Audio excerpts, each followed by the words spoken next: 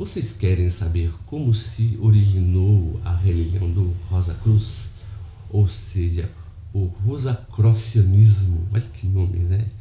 Extenso. Mas se vocês quiserem saber, né, sobre o tema que eu vou abordar hoje e como se originou o misticismo no Ocidente, espere o sinal após a vinheta.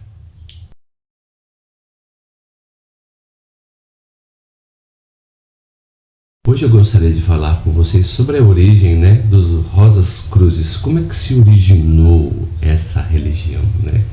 Quais foram os eventos sociais que fomentaram, na verdade, né, essa religião? Interessante que ela nasce em meandros do século XV ou XVI, né? Interessante que ela começa dentro de um contexto social, dentro da Reforma Protestante, do qual, né, tem a Reforma promulgada, né, por Martin Lutero, né, da Alemanha, o segundo Calvino, da França, Zwinglio, né, que é suíço, e Menucinus também, né? Então verificamos que dentro dessa ordem é que nasce a fraternidade Rosa Cruz. Por quê? Porque o poder da Igreja Católica foi totalmente contestado pelas obras de Martin Lutero, conforme a visão de alguns teólogos, principalmente protestantes. Para alguns teólogos católicos, né, Martin Lutero apenas foi mais um herege que surgiu, né, que é considerado também como seita. Mas se verificarmos a história dos Rosas Cruzes, né, ela tem um berço que é totalmente místico, né? Ela nasce permeada, né, de lendas e manifestações fantásticas dentro do universo do esoterismo. Interessante que o seu fundador é Christian Rosenhaus, né? Interessante que esse homem, né, nascido num berço, né, nobre, interessante que ele perdeu os pais, e após perder os pais ele se ingressou numa jornada religiosa para obter um verdadeiro conhecimento, né? Isso mais ou menos em meados de 1370, mais ou menos em meados do século XIV, né? Interessante que dentro desse período ele começa a viajar de acordo com essas lendas e ele recebe um conhecimento, principalmente quando ele chega na região, por exemplo, do Oriente, né, do qual que ele recebeu essa iluminação. Mas o interessante é que a ordem, né, quando ela se estabelece institucionalmente, ela começa com 3 nomes, né? A primeira, por exemplo, que é a Fama Fraternitatis Rosae Cruzae, que é no ano de 1614. A segunda, né, que é Confessio Fraternitatis, em 1615. E a terceira, né, que é Núpcias Alquímicas Rosa Cruz. Mas o interessante é como é que nasce, na verdade, esse interesse por um conhecimento totalmente esotérico e alquímico. Porque no período da Reforma, né, protestante, principalmente no período do Renascimento, né, a Europa começou a ter, né, negociações com outros países do Oriente, né, e começou a fazer negociações com os povos árabes, do qual eles levavam, na verdade, especiarias para o Ocidente. E não houve só isso, mas houve um intercâmbio cultural.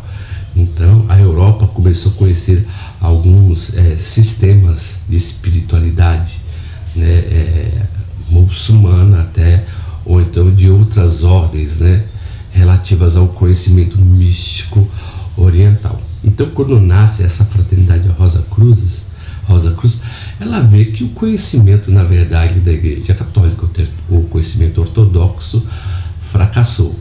E que o homem, na verdade, ele buscaria uma espécie de conhecimento que ele se aproximaria mais do sagrado, sem a intervenção de um sacerdote. Esse seria uma espécie de gnosticismo, né? O sagrado está dentro de mim e cabe a mim descobrir esse conhecimento que floresce. Então você vê que um dos símbolos do Rosa Cruz é a rosa, né? É algo que floresce dentro do homem quando ele tem essa interligação com o sagrado. Mas o interessante é que quando nasce esse conhecimento alquímico e esotérico, né, alguns teólogos, né, vamos dizer assim, que foram considerados, na verdade, considerados heréticos pela igreja, né, e muitas vezes começou a absorver outros conhecimentos, às vezes totalmente longe da instituição católica, né, ou seja, procurando uma espiritualidade paralela sem sair da ortodoxia. E isso aconteceu muito. Mas o que essas pessoas estudavam, né? Na verdade, elas estudavam, por exemplo, né? Por exemplo, se vemos a história de Johann Valentin Andrea, né? Que ele era um teólogo, por exemplo, luterano, e diz uma das origens que ele começou a estudar com os seus irmãos, né, os fraternitates, conhecimentos, na verdade, de ordem esotérica, uma espiritualidade de outra cultura. Então, algumas pessoas queriam manter a ortodoxia da religião, né, e ter um outro conhecimento à parte, porque o conhecimento eclesiástico dava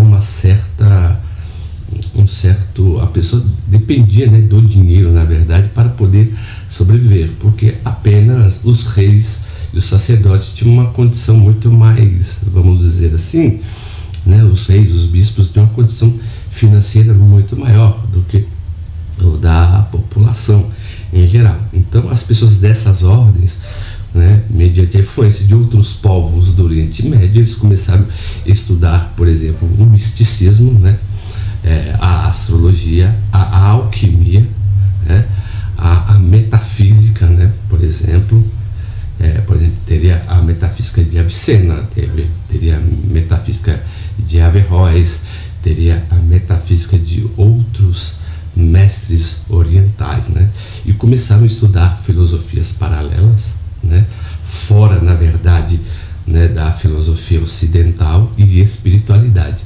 Então essa foi uma efervescência cultural muito forte para o nascimento, né, do Rosa Cruz e posteriormente, né, a maçonaria. Mas o interessante é que, por exemplo, dentro dessa efervescência para o nascimento dessa religião em particular, teve a influência do Renascimento, né, que as pessoas começaram, a Igreja Católica liberou o conhecimento que as pessoas poderiam ler as obras de Aristóteles e Platão, que até o século XIV era totalmente proibido, e o Renascimento, que era o conhecimento à parte. Por que a palavra renascimento? O conhecimento do homem, é a natureza do homem, é uma metafísica relacionada do homem com o divino, não o conhecimento medieval que era do divino para com o homem. O segundo, temos a Reforma Protestante, e a terceira foi a alquimia e o ocultismo, né?